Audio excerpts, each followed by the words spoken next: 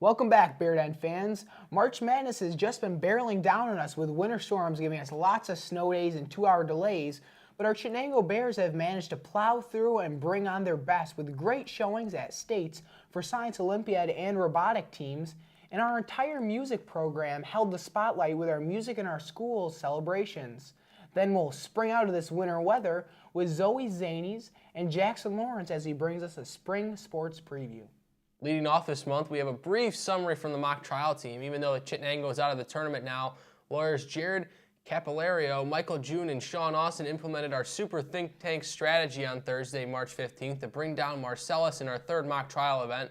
They objected like crazy and had the other team's heads spinning during every cross-examination. Our witnesses, Michael Mariani, Autumn Cummings, and Hannah Prey, held their own. Their testimonies led the judge to overrule the opponent's objections and eventually led to a big win to end the season. And Zach, it's always good when you can go out on a win, no matter what it is, a sport or a club or anything like that. Always nice. Definitely. And Samantha Stone, Caitlin Tran, and Heather Miller were proud members of the think tank and look forward to our new case next January.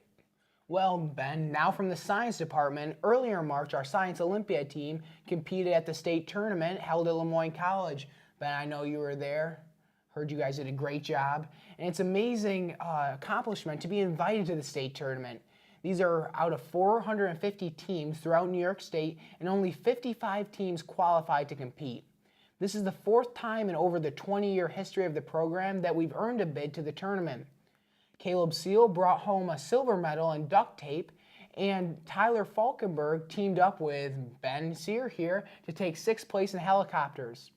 The team had a great time working together, and we would like to give a big shout out to Mrs. Bennett at the middle school and Mr. Muller and Mrs. Carpenter here at the high school for all their help and support during the season. Ben, I know they're constantly working their tails off. They're always here. I don't know if they go home, honestly. I'll be honest. Sometimes I wonder if Miss Carps pulls out a sleeping bag in her back room and sleeps there. You know, she's got the fridge back there. Cooks a little dinner on a Bunsen burner. But yeah, what they all do is absolutely incredible. And me and Miss Bennett, you know, we have a lot of fun there. You can even ask her. Mr. Moore always helping out. I know he put in a lot of work with the hovercraft the last few years and a lot of other events. So, you know, great help for them, great support for everybody.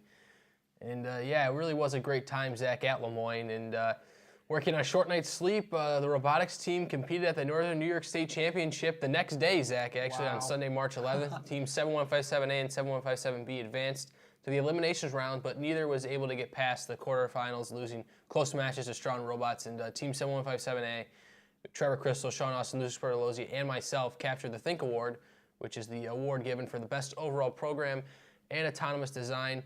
And the newest addition to the 7157 series, the M-Bot, took home 2 banners and 2 trophies, winning the middle school division and the middle school design award. Congratulations to Josh and Cyrus for our first ever Robot Bears state championship. And well, I don't think we're going to be going to Worlds, Zach, but you never know. Maybe over February break, we may be looking to go to Harry Potter World, or excuse me, April break, because February break was a few months ago, Zach. And maybe if we master time travel or something like that, probably won't happen at the time. But yeah, you know, those 2 8th graders, Zach, actually took home the middle school division, so I feel like we're leaving it to a good group of kids coming up, and I think the program's got a good future with those 2. Well, great job on the award, Ben, and congrats to all the seniors on a great season and a fun 4 years. Another important magnificent performance in March was held during our Music in the School Month concerts. The celebration highlights the importance of music education for all children and reminds everyone that school is where every child should have access to music. A few of our seniors here, Jessica Winchell and orchestra, said that this celebration gives you a chance to think back and remember what it was like as a young performer. As well as Cynthia Leonard said that being back in chorus helped her keep in check while she balances a rigorous nursing training program and her schoolwork. So great job for both those girls. And I can agree with both of them. The music program at Chittenango is so important. Ben, we estimated that roughly 3,000 people attended the concerts. We are so fortunate to receive such a great support from our Board of Education, Administration, and music boosters. And a huge shout out goes to all those music teachers out here. Starting from the elementary schools all the way up to the high schools, we couldn't ask for a better music program. And I agree, Zach. And just want to let you know, I heard a little bit. Well, I'm not personally involved in the music, but I know you were there for a few of those, I imagined. Yeah. And I talked to a few teachers. Mrs. Smith told us that she just really liked to see the progression as it went on, from, you see the younger kids playing, and then you kind of go from, it kind of gradually goes up, and you see the high school kids playing. Just a really cool progression, she said. And I just want to thank for that report. And now we're going to show our viewers a feature report that you yourself and Megan Sternberg did at Dunkin' Donuts.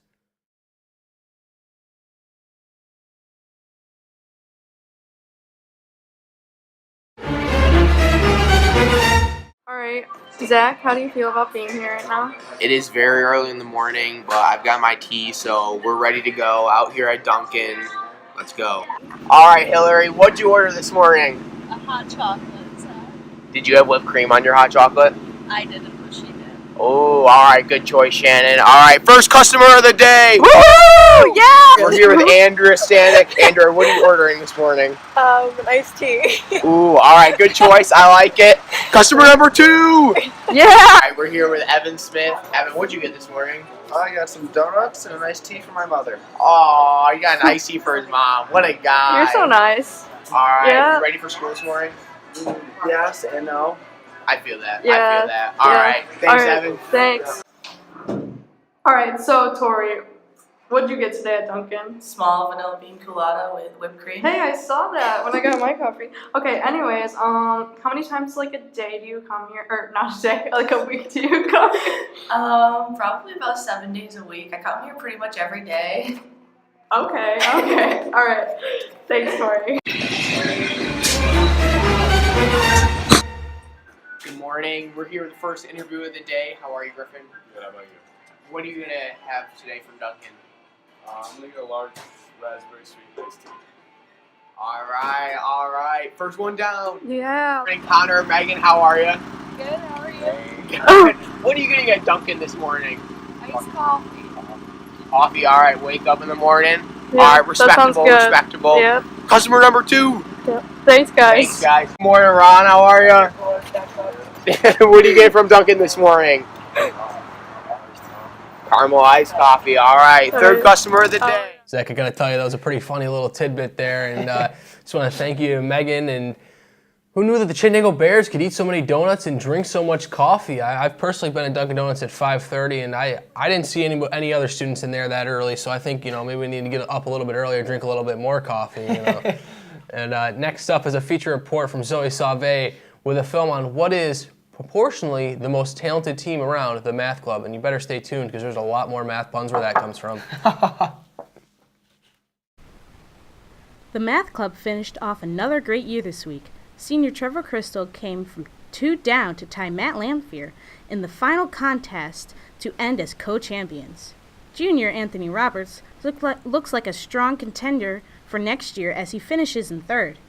For those of you that are unfamiliar with Math Club, the monthly tests feature 6 challenging problems from all fields of math.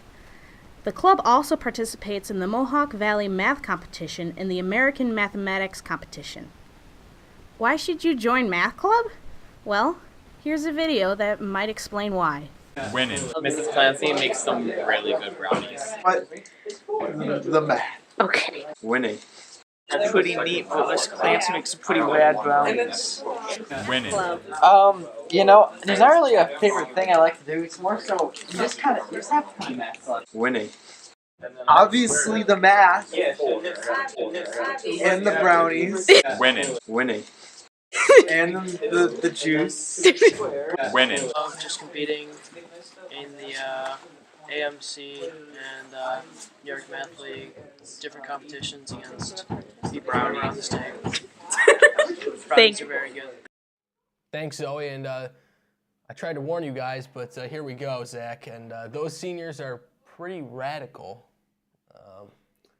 So consider on joining Math Club next year and be there or be squared. And I just like to take this time. I just want to take this time to point out that this part was not written by me, so I'm not taking. I will not be. I can't take credit for other people's works here, so I won't be taking credit for this one. And This is all you, Mrs. K. Yeah. Now over to Jackson, who has our spring sports roundup. The last of our 2 remaining winter sports teams, that are boys volleyball and boys basketball, finished out their seasons earlier this month, and we are now in spring sports mode. To recap, the boys volleyball team fell just short of completing a three-peat in the sectional championship and a loss to the VVS Red Devils 3-1. The Bears finished out a competitive season where they took second place in Section 3. The boys basketball team finished up an historic season, winning 18 games with a very competitive schedule. The Bears fell short in a memorable, hard-fought battle in the sectional final that took place in the Cary Dome against the West Hill Warriors. For spring sports, the track teams look to rebound off a very impressive season last year, with multiple athletes being sent to the state qualifier meets after sectionals. A lot of the returning talent puts the Bears in the race for a Section 3 championship this spring. Girls golf, boys tennis, boys lacrosse, and girls lacrosse all return a handful of seniors, and they will try to use that experience and turn it into a sectional appearance this year after falling just short after a great season last year for all those teams. The baseball and softball team attempt to make it back to sectionals again this year after making it last year. The game schedule of these sports is approaching quickly, so make sure you tune into the Bear Den video crew for more Bear sports coverage. Thanks, Jackson. On a final sports note, the 21st annual FBLA District Volleyball Tournament will be held Friday, April 13th at the high school gymnasium. Action begins at 6 p.m. and admission is only $1 per person. It is FBLA's annual scholarship fundraiser to help supporting graduating seniors like ourselves. 6 teams made up of faculty and staff compete to see who will be the 2017-2018 district champions.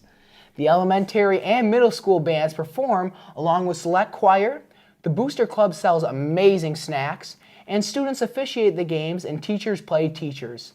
It's always an exciting night and a battle for the coveted trophy. Ben, do you think there's going to be any major upsets this year? Well, Zach, the middle school team won it last year, and it seems like they really are a great power, at least in the volleyball world. But I wonder if it might be like this year's March Madness series. I don't know if it can quite be that crazy. Virginia losing in the first round, Zach, complete bracket buster for, I'm pretty sure, everybody right there. That kind of knocked out all the perfect brackets. And, UMBC. Could the middle school go down in the first round? And will Bridgeport, who almost won it last year, be a contender in the series again? And let's keep in mind, you can never count out the powerhouse high school team. And good luck to all our teams. And come out to support FBLA. And keeping with the March Madness theme, our trivia question was about SU basketball coach Jim Boeheim last month. And Zach, do you know what year he became the head coach for SU? Well, Ben, to be honest, this one's digging back. I'm guessing 78. Well, Zach, if I had to guess, I'd say 1976. So let's see who's closer on this one. Oh, look at that. It looks like the freshman Leah DeMario had the correct answer of 1976. Way to go, Leah. I wonder who pre-read the script. Yeah. This month's question is in honor of Pi Day, one of Miss Gira's favorite, if not her all-time favorite holiday. Are you ready for this one? So, how many digits of pi are there? That is the question, ladies and gentlemen. I'll repeat it again. How many digits of pi are there? Could take a long time counting those ones, Zach. Yeah, that could be a while. So you've heard the question now. Check your school email and enter to answer to win a small prize. Well, thanks, Ben. And as a reminder, the upcoming musical Fiddler on the Roof has performances beginning Thursday, April 5th through Saturday, April 7th. So tickets always go so quickly, so stop by the counseling center to purchase your tickets today. It's going to be a phenomenal show, folks. I'm in it, and so many of our classmates here are. We've really worked hard on it. And get your tickets soon because they always sell out. That's all for our March edition of the Bear Den News. Be sure to check your email and respond to the March trivia question. Go Bears! Go Bears.